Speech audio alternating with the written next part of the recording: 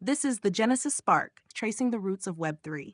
Not the sanitized version, the raw one. Squats, betrayals, broken ideals. It's a story about what could have been and what still might be if the right people care enough to pick up the tools. We're not here to celebrate. We're here to reckon, and maybe, just maybe, to spark something again.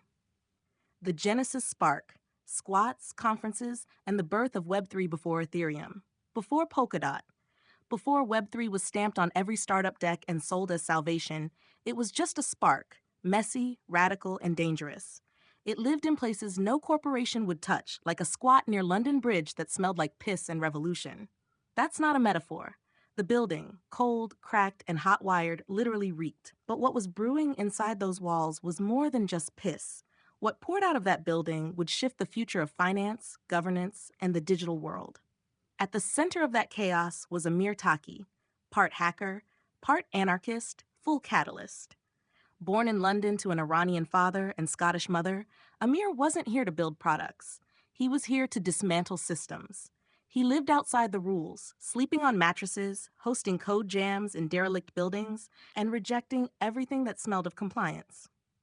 In September 2012, Amir organized the London Bitcoin Conference, held at Imperial College. This wasn't your polished web summit. No booths, no VC wine bars, no free Wi-Fi passwords. This was raw, ideological, and packed. Speakers included Richard Stallman, the prophet of free software, Cody Wilson, infamous for 3D printed guns, Birgitta Jonsdottir, Icelandic MP and transparency advocate, Mike Hearn, an early Bitcoin core developer, and dozens more.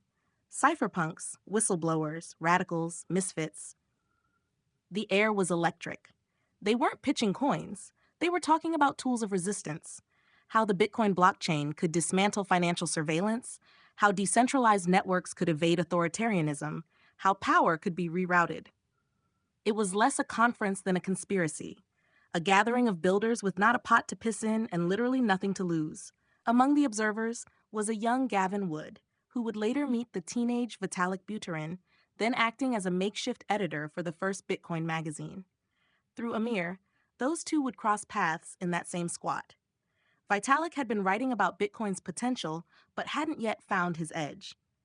Through Amir and his crew, Vitalik got lucky. The poor kid couldn't smell the danger up close, but he was fully immersed in the deep end, where ideas flourished and debates lit up the room. That squat near London Bridge, where Amir and the Bitcoin magazine crew worked, became an unofficial war room. Vitalik worked remotely, but it was in those piss-filled rooms that Ethereum sparked its first lightbulb moment. It was there Gavin Wood got his first taste of what would feed his soul for the next 20 years. Vitalik had a novel idea. What if the blockchain could function like a computer? What if it could do computation? It wasn't more than a question at first. No smart contracts, no tokens, just the idea of a decentralized computer. That was the seed that began shaping a new vision. Not Bitcoin 2.0, but something broader, a blockchain that wasn't just a ledger, but a programmable system, a world computer. Smart contracts were still just whispers, not yet fully formed. This is where Gavin Wood entered. Gavin was unlike the rest of the anarchists. A PhD in music visualization systems, sharp as hell, calm, surgical. Not ideological like Amir, not as socially awkward as Vitalik, but Gavin could see systems the way others see shapes. When he read Vitalik's yellow paper, he knew it could work and had a feeling he could make it work. Gavin became Ethereum's execution engine. The group, along with other overzealous enthusiasts like Charles Hoskinson, gathered in Miami, staying together in a house for a week to talk through the new idea taking form. Over that week, Gavin single-handedly designed the Ethereum virtual machine and later authored Solidity, which would become the now infamous smart contract language. It was clunky, prone to bugs, but revolutionary. For the first time, programmable trust, or mistrust, became real. But these early alliances weren't built to last. Amir, a purist and critic of power, increasingly found himself pushed to the margins. His vision was too emotional, too radical, too uncompromising. To understand his character, he later left to fight in Syria alongside Kurdish forces, walking the walk, even as the crypto world veered toward markets and IPOs. Amir already knew the vision of a decentralized money system to disrupt the old banking cartels was destined for ruin. What he had believed was revolutionary turned commercial, speculative, fake, not idealistic or disruptive. How could it be? It sat atop the very legacy financial system it claimed to disrupt. A new scammer arriving to do exactly what the last lot of corrupt warlords had done, only this time with new branding.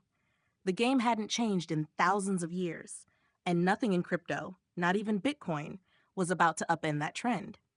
Charles Hoskinson, one of Ethereum's co-founders, brought a business mindset that clashed with others. The group splintered. Power shifted. Vitalik tried to hold things together, but Gavin grew frustrated. Ethereum was slowing, politicizing. Governance was becoming centralized in everything but name. So Gavin did what architects do. He started over. In 2016, he released the Polkadot white paper. This wasn't just a smart contract platform. Polkadot was born out of the disillusionment that had gripped the early ecosystem. Endless hacks, scams, rug pulls, corruption everywhere. The glossy storefront sold dreams of overnight Lambos, but behind the scenes, it was a sewer. Tokens were 99% scams, exchanges shady, on and off ramps broken. Those who found ways around the legacy systems were typical hucksters. The old guard's attempts to stifle Bitcoin only amplified the chaos and gave scammers legitimacy. Eventually, they found their way, a stablecoin alternative to the US dollar. It was like going to McDonald's and expecting a chicken burger made of chicken. Chicken is chicken, right? Maybe, maybe not. The tales around the origin of Tether were endless. The first exchange to legitimize Tether was Bitfinex. They essentially built it in. The first backend API for Tether was based on Coinapult's old feature set, locked money backed by gold, allegedly.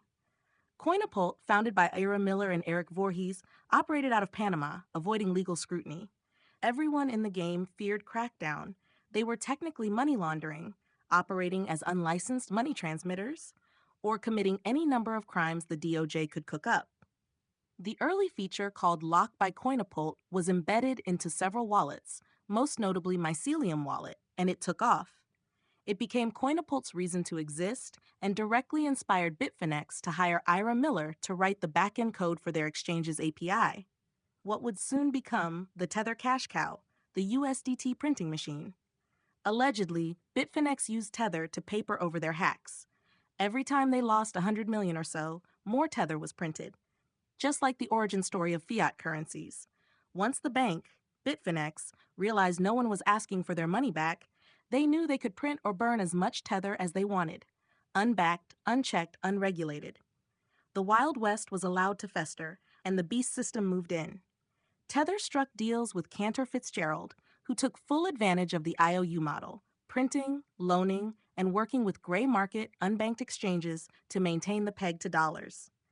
As the Fed pumped and dumped the dollar, so did they. Meanwhile, machine learning tools were being rapidly deployed.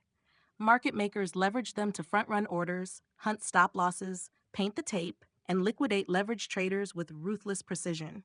The game evolved, from casino to psychological warfare. By 2013, old-school traders had bowed out. Technical analysis, triangles, wedges, irrelevant. Market makers had taken over, backed by deep pockets or, more often, deep loans backed by nothing. The only thing standing between you and financial ruin was an illusion. Speculators didn't stand a chance. The house didn't just win, it rewrote the rules. The promise of Bitcoin was already fading. Instead of redefining our relationship with money, risk, and reward, crypto simply amplified the casino, a more volatile, opaque, and brutal one. Any hope that individuals could win consistently was a myth. Most would eventually end up like burnt toast, over-leveraged, overhyped, and wiped out. In that bleak landscape, the promise of something truly new was slipping away. But for Gavin Wood, this was exactly the reason to act. A last-ditch attempt to rewrite the rules, not in ideology, but in code. Every aspect of his next creation was born from that chaos. He wasn't interested in politics or PR. He wanted resilient infrastructure.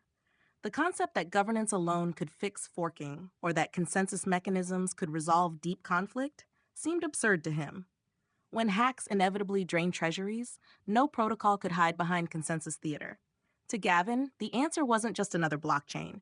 It was a system of blockchains. a way to unite the fractured, siloed clones of Ethereum and Bitcoin, to eliminate the dirty, expensive bridges, to bring order to the noise.